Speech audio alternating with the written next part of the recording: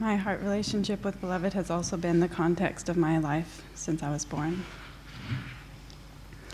And one way that he has proved himself to my heart over and over is in his transformation of my relationship with my mother.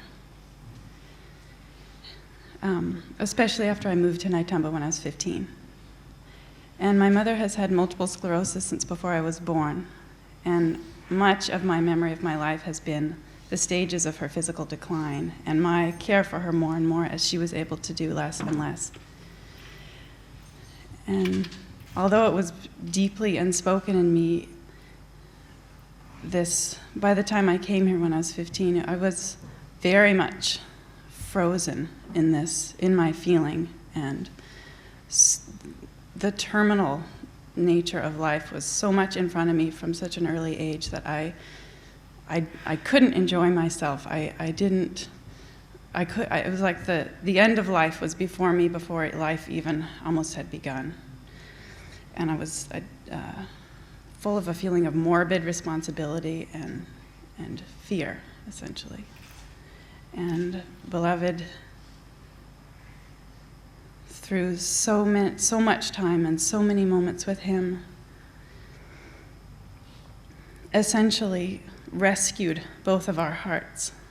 And through his demonstration of ecstasy and freedom at heart, moved us beyond this place of fear and mortality and all limitation to where there was only him. And there's one moment in particular that I want to tell about that demonstrates this to me so well, and that was one Donavir Mela. He was in his bedroom gifting his family, and I had made for my mother, for her gift, a Rudrakshamala for her murti. And I asked if he would bless it. And it's perfect because he did, and he took what I thought was my gift to her and made it his gift to both of us, which just says it for my lifetime, essentially. And I thought he might glance at it or maybe touch it with his finger, and that would have been completely sufficient.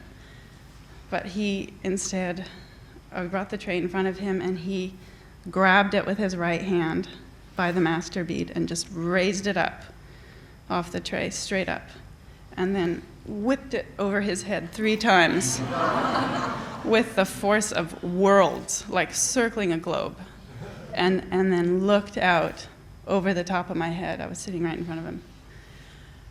And by some miracle, I was able to see the path of his gaze. And this is what I saw. Lifetimes, flashing, like time-lapse photography, flashing past, all form, any form, her, me, all our relations, every shred of incarnation. I just felt his gaze just go straight through it, out the other side. It was so obvious. It was not blissful. It wasn't anything else but just plain true. And he was actually in his bedroom facing this way, so we are in the trajectory of that gaze right now, in fact. And that moment is so obvious to my heart. It's completely available all the time. It's always been there in every most difficult moment. He's seen this too. I saw him do it. He's seen this too. He sees it. The truth of his gaze is completely active, and the pictures will flash past in their time, and whatever time it takes them to go by, but it's old news to the divine eye. He's seen it. He's done it. He's accomplished it. He's been there, you know. There's no limit in time on his presence and his gaze.